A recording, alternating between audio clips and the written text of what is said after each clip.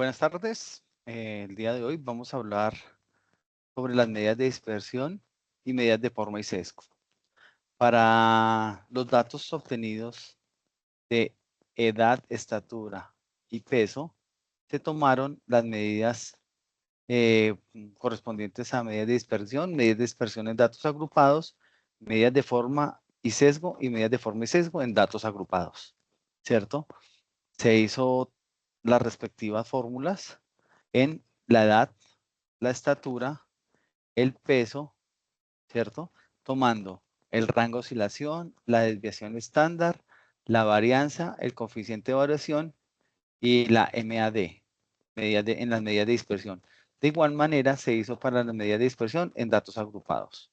Y la simetría y la kurtosis en las medidas de forma y sesgo para las medidas de dispersión y para las medidas de forma y sesgo en datos agrupados.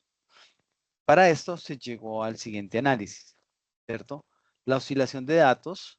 En la edad se presenta una oscilación moderada de 22 años, indicando un grupo con edades variadas. En la estatura oscila poco, ya que está en el 0.42 metros, lo que muestra que las personas encuestadas tienen alturas similares. El peso sí tiene la mayor oscilación de 84.1 kilogramos, indicando diferencias notables entre los participantes. ¿Cómo esto nos ayuda el análisis de la oscilación de los datos a comprender mejor las diferencias entre individuos en términos de edad, estatura y peso? Ese rango nos permite ver rápidamente cuánta diversidad existe entre los encuestados. Por ejemplo, si la oscilación es alta, hay gran diversidad entre los individuos y si es baja, el grupo es más homogéneo.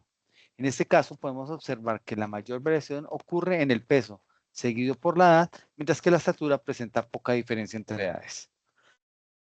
Asimismo, se realizó un análisis de la desviación media y estándar, donde identificamos que la edad varía entre 4 y 5 años respecto al promedio.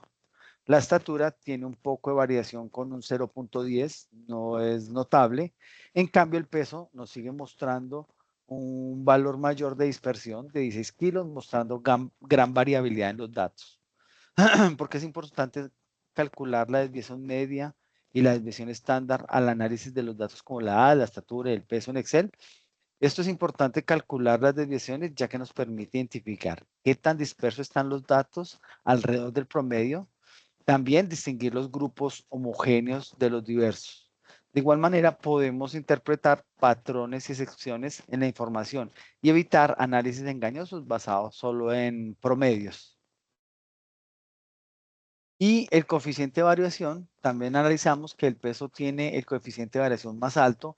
Esto quiere decir que las variables es más variable proporcionalmente.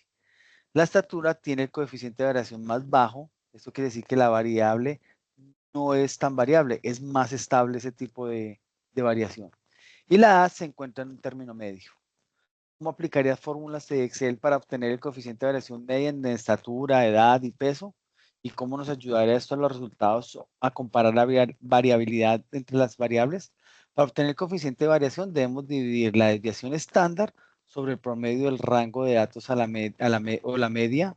Esto nos permite comparar la variabilidad entre las variables, aunque tengan unidades diferentes, ayudándonos a identificar cuál es más dispersa en términos relativos. El peso presenta más dispersión, la estatura es más homogénea y la edad nos muestra una variación más moderada. Esta fue el análisis que se hizo en cuanto a las medidas de dispersión y medidas de sesgo. Muchas gracias.